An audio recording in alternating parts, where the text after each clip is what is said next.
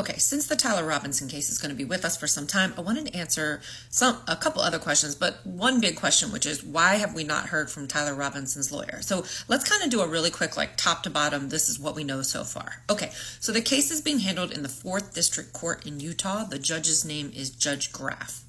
Before I forget, at the end of the video, I'm going to go through why I think that they're going to have some trouble, but let me lay out the facts first. Okay, so obviously his name is Tyler James Robinson. He is being charged with aggravated murder, 2 counts of witness tampering, 2 counts of obstruction to justice, felony discharge of a firearm, and basically committing a crime in the presence of a child.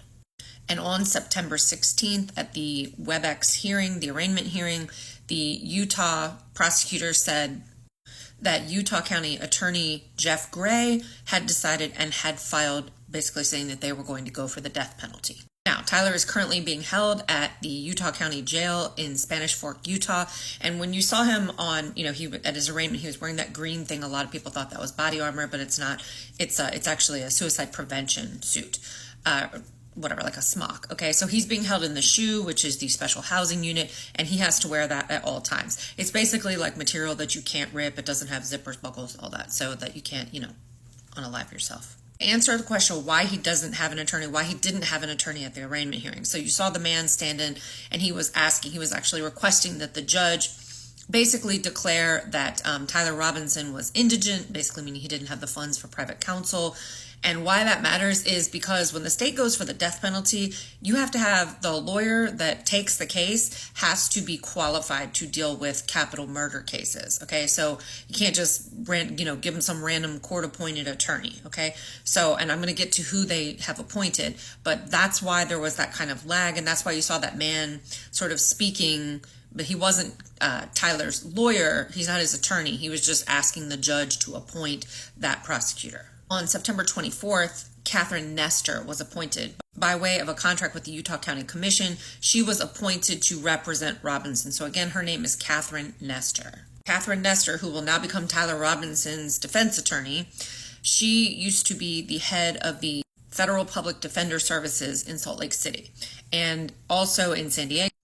And her bio basically says that 30 years of experience handling both state and federal cases, and that, of course, she does have experience dealing with capital murder cases. So just to reestablish the timeline, the arraignment so obviously the offense was on September 10th. The arraignment was on September 16th. She was appointed counsel on 24 September. Okay? Now, his next hearing, which is going to be set by WebEx, so it'll just be like kind of what we saw before, that is scheduled for 29 September at 10 a.m. Utah time, which is 12 p.m. Eastern time. And basically, that's just going to be a waiver hearing, so you're not going to hear like a plea deal or anything like that at that time. Rule 16 requires that the prosecutor deliver any evidence that they have. Basically, they're showing proof to the defense attorney. Hey, this is why we are basically feel like we can stand on these charges, okay? And once the defense attorney, which is obviously Catherine Nestor, requests that, the prosecutor has 5 days to get that information to them. And a waiver hearing usually deals with basically the defendant is saying that he's waiving his right to be present for certain like procedural things. It's not a deal where we're going to be hearing a plea arrangement. And just as an interesting note, the judge went ahead and ordered granted an order of protection for Erica Kirk. And obviously Tyler Robinson is being held without bail. But I mean, that's sort of procedural. Sometimes they do that where they're like, hey, if they went after this person, they could potentially go after this person. And it also says like, hey, you can't have contact with this person's spouse, who in this case would of course be Erica Kirk. So that answers why we hadn't heard from counsel, okay, because she wasn't appointed yet. Okay, now to deal with the whole death penalty thing. So I know that a lot of people are under the impression that Utah death penalty is by firing squad. Now, it is true that Utah does execute people via firing squad, but generally speaking, they do lethal injection. Now, the last time they actually executed anybody by way of firing squad was 15 years ago. They were set to execute, I can't remember the guy's name, put it in the comments if you know it, on September 5th, but apparently the guy's like has dementia or whatever, so they're throwing up legal roadblocks to say like he's not competent to agree to that. So unless your sentencing happened before 2004 in Utah, it's lethal injection for you, unless of course you elect say, hey, like I want to die by firing squad, or because let's say that the judge that the jail would not be able to get a hold of said drugs, which I find that situation improbable. So yeah, it would basically have to be the person who was being executed saying like, no, I want to die by firing squad. Okay. So I'm going to do a separate video later this afternoon about other things that have come up or that I've thought about that like do not make any sense. But let's stick with Tyler Robinson's side of it right now. That side is about the actual shooting. Okay. So here's my concern. We don't have a ballistics report, right? We don't have an autopsy. I know that they may be withholding that from the public. Okay. So here's my thing. Because this is what doesn't make sense to me. So you have Kash Patel coming out here tweeting that the FBI is taking every angle, they're even still looking at potentially, other angles of shooters and this, that, and the other. Okay, so if you're still investigating that the shot may have come from another angle, and you haven't publicly confirmed that there's a ballistics report or an autopsy report, at least not at the time of this filming that I'm aware of, then based on what are these, how did you get to these charges, right? How did you get there? Now, I know that they're going to say, oh, well, accumulation of the text messages, the Discord messages, this, that, and the third.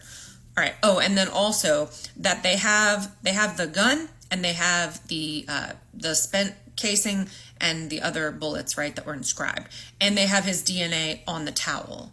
Okay, well, you can have all that all you want. I mean, Tyler Robinson to say, hey, I was out for a walk, I was going to go hunting, and I decided to leave my gun here, walk over to the store, and then come back and get it. So it's not enough for them to find the weapon with the bullets and the casing and the towel with his DNA. They have to tie it to the crime. Now, I've also heard that they found the screwdriver on the roof with his DNA on it, which makes no sense to me because supposedly he disassembled it before he ran and jumped, and then he reassembled it, and then he left it in the woods. I mean, this whole thing is crazy to me. So again, even if you have the screwdriver on top of the roof, still doesn't tie him to the crime. You have to tie him to the crime. There has to be a bullet, a ballistics report. You got to tie this kid to the crime. Otherwise, it's all circumstantial evidence, and I don't know how you make a capital murder charge stick on that. Just my opinion.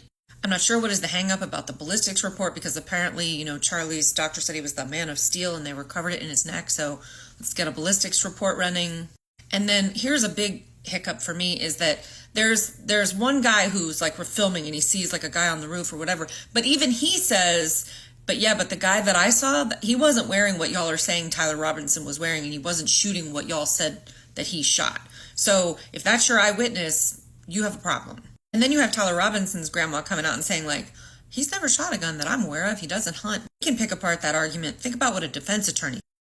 So either they have the items, the ballistics report, the autopsy, blah, blah, blah, basically information saying, yeah, we can tie this to Tyler Robinson, and they're not saying. But if that's the case, then why is Kash Patel out here saying that they're going to continue to investigate that the shot maybe potentially came from over here, a different angle? I mean, it doesn't make sense because if you have that information, if you have hard evidence, if your case is locked up tight, it's airtight, why are you continuing to look? I mean, that's the part that doesn't add up for me. Okay, guys, don't forget to like, follow, and share this, and I'll be back later with that other, there are some interesting things. You do not want to miss that video.